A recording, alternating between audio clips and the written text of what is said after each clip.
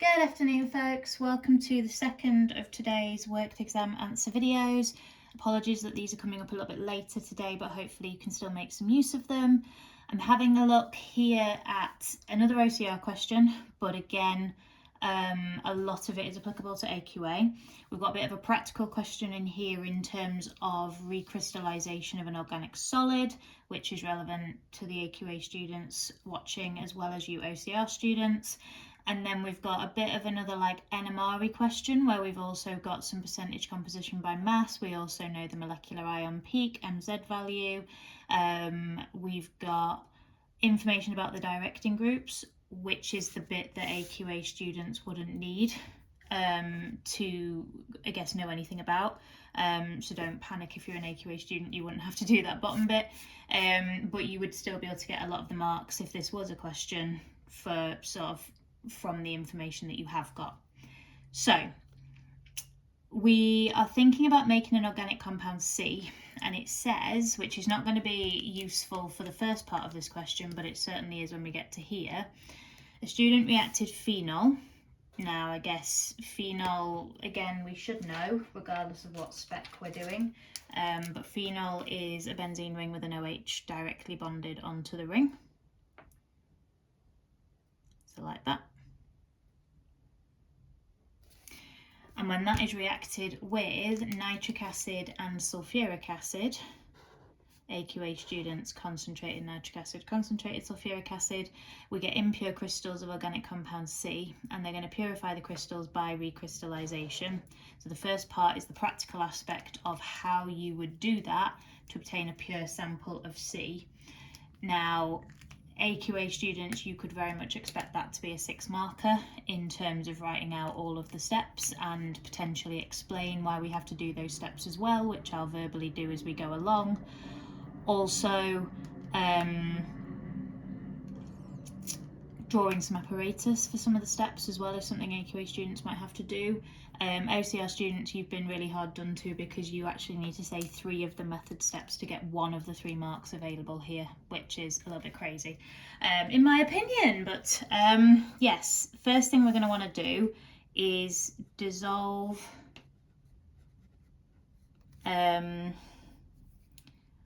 the crystals of C into the minimum, and that's really important, the minimum volume of hot solvent. Don't need to name the solvent, you can just say solvent. And in this particular question and in the AQA spec, that would get you 2 marks, 1 for saying minimum volume, 1 for saying it's hot solvent. Why does it want to be minimum volume? Because you want to create a saturated solution. Why do we use a hot solvent? Because solubility increases with temperature. So if you use a hot solvent, you're going to get more of the crystals dissolving, which means we're going to be able to purify more of them, and so we're hopefully going to get a better yield. Okay. Then what is not needed for this specific question, but I'm going to write it anyway, is you would then filter the solution hot, and it would need to be filtered hot to ensure that at this point organic compound C stays dissolved, and we're going to filter it hot to remove the insoluble impurities. They've said ignore it on this particular mark scheme, but that is something you would do if you want to get rid of all the impurities. You need to get rid of the soluble and the insoluble ones. So that is a step you would need to do. Then at that point, you're going to need to cool so that you are recrystallizing. And you might do this in an ice bath because that's going to help to lower the solubility even more, which is then going to mean we're going to get the maximum amount of crystals recrystallizing, which again is going to therefore give us the best yield of crystals. And recrystallization is notoriously pants in the sense of you very rarely get all of the crystals back out of the solution that you dissolved in the first place. So anything we can do to increase the yield of the crystals is very much beneficial. And then once we've done that, this is where we would filter under reduced pressure or use vacuum filtration or use Buchner filtration, whichever you want to call it, all the same thing. And then once you're filtering it under the reduced pressure, you want to wash with cold solvent, and it would need to be cold solvent here, because you don't want the organic compound C crystals to redissolve. But if you are a soluble impurity, you should be able to dissolve in the cold solvent. So that's where they're getting removed. And then you can't stop there, because you would still have the water on or the solvent, whatever you've used, on the crystals, and that would make them pure. So the final thing you have to do is dry the crystals, which we'd normally do just between sheets of filter paper. And on this particular mark scheme for you OCR students, the first bullet point will have got you 2 marks, and then you needed to say cool, filter and dry to get the 3rd mark, which is really harsh. AQA students, you would be expected to be able to give all of those points for your 6 mark sort of practically questions. But yeah, hopefully that all makes sense as a process as to why we do different things. But as always, let me know in the comments if anything needs clarifying. And now we're going to try and work out what compound C is. And I know I haven't actually got the actual question on here, and that's just because it went onto another piece of paper and basically said determine the structure of C. So we're going to determine the structure of C, and it says the pure sample of C is analysed to give the following results. So we've got the mass of carbon, the mass of hydrogen, the mass of nitrogen and the mass of oxygen. We know that the molecular ion peak has an MZ value of 229.0, and then we've also been given the carbon NMR spectrum, as well as different directing effects in the electrophilic substitution of aromatic compounds. So what this means is your OH groups, which is what we've got because we are dealing with phenol,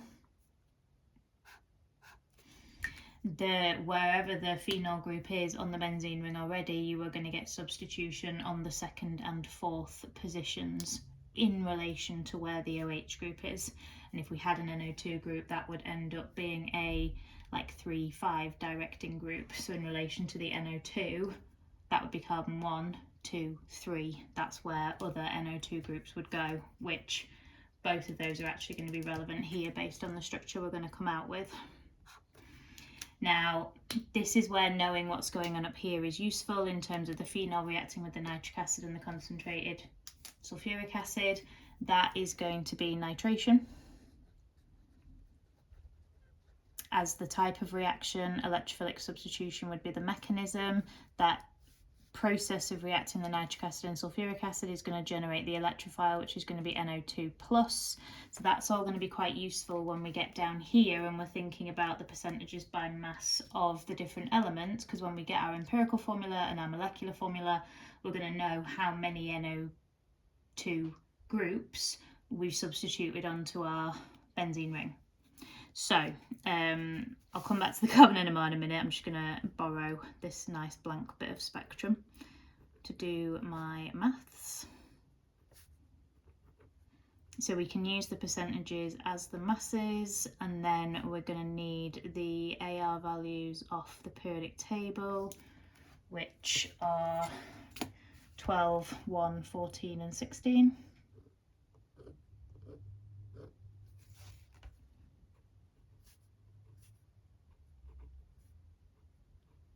And then I'm literally just going to work out the moles of each of them, which is what those values are going to give us, because we've got masses and ARs. So 2.62 moles of carbon, 1.31 moles of hydrogen, 1.31 moles of nitrogen, and 3.06 moles of oxygen. And then at this point you would want to divide through by the smallest number of moles, which is the 1.31, so they're going to be in a 1-to-1 ratio. 2 carbons,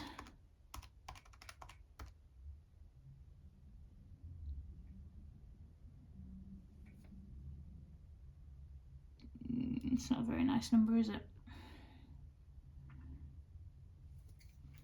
2.3 oxygens. So that's obviously not a whole number ratio. So we're going to need to make it a whole number ratio.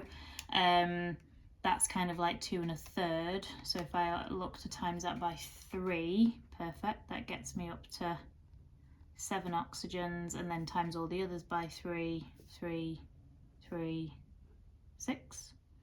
So that would suggest our empirical formula is therefore C6H3N3O7.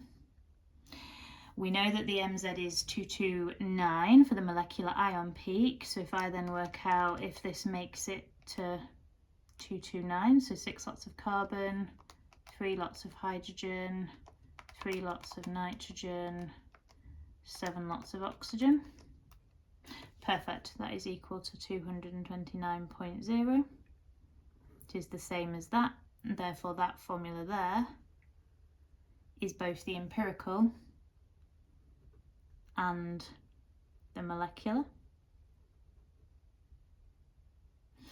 And then because we know that we've been nitrating and we've got these NO2 groups, because we can see it's N3O7, that's got to tell us that we've got like 3 NO2s that have been substituted on to our benzene ring. And then that gives me 6 oxygens. The 7th oxygen is the O of the phenol group, and then we've got 3 hydrogens, which is going to be 1 on there and 2 in the other blank positions on the ring, and then the 6 carbons within the ring. So we've got to think about where those are going to go in relation to the phenol group that we've already got, and then we know we've got our benzene ring as well. Now, why have they given us carbon NMR data? What can we learn from that? To be honest, not a lot in this question.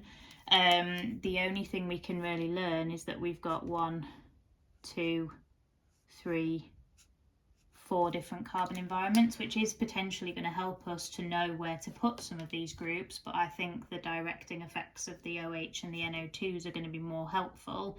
But it is going to be important that we make reference to the carbon NMR spectrum because they've given it to us, so we can't just ignore it and go, oh well, it's not particularly helpful. I guess what I would do is make note of the fact that because there's 4 peaks, there's 4 carbon environments, which, because we have 6 carbons in our molecular formula, 2 of them are going to be in the same environment, so some sort of symmetry, which I guess is maybe slightly useful.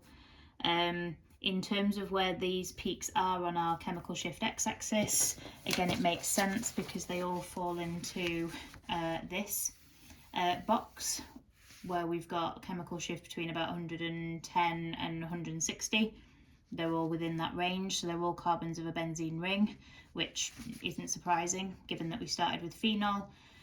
And then we've just got to think, how do I put all of this information together? So I personally would start with the phenol because we know we had that before we started nitrating anything.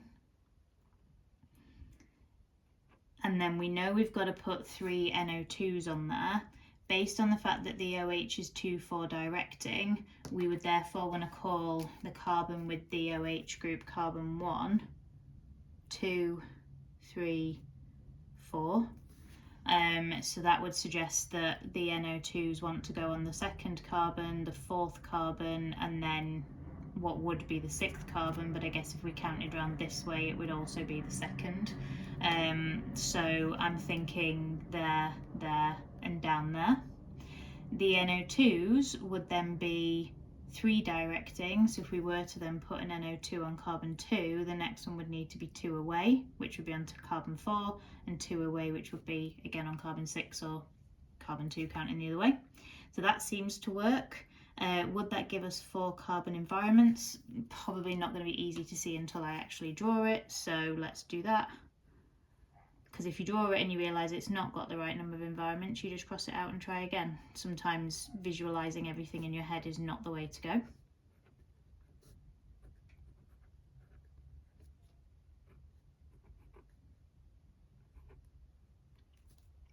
So how many carbon environments would we have here? or the carbon of the OH group there, that's going to be one environment, because that's different from all the others, because none of the other carbons are bonded to an OH. That leaves us with only 3 possibilities for other environments. Now, I would suggest we've got a line of symmetry, kind of vertically or through the y-axis plane.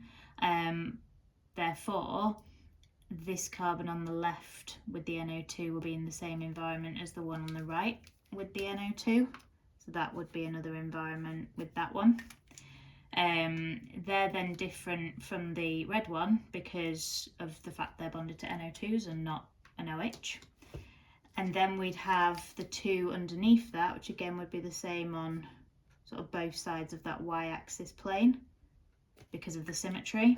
They're different, that's where our other 2 hydrogens have gone, which of course we don't show in sort of skeletal formula. And then the bottom carbon would be different again, and that's not going to be the same as the other NO2 carbons because the blue NO2 carbons are adjacent to the carbon with the OH, and this one down here is not. So yes, I would suggest that that gives us 4 different environments, carbon environments I should say, and therefore that is the structure of compound C. And hopefully you can see how I've worked through that, which bits of information I guess were the most important. So I guess fundamentally recognising that we're doing nitration up here, although again by the time you've got your empirical and molecular formula sorted, that probably is all you could really be doing. But yeah, hopefully that's been useful, guys. Any questions, as always, please just ask. And yeah, I'm hoping to get another video out really quickly, and then I will hopefully be able to answer some questions that you might have left on my videos as well. But all the very best for tomorrow if this is the last video that you watch, and hopefully you won't be working too late tonight. You need a good sleep, everyone. Great. Catch you soon, guys. Take care.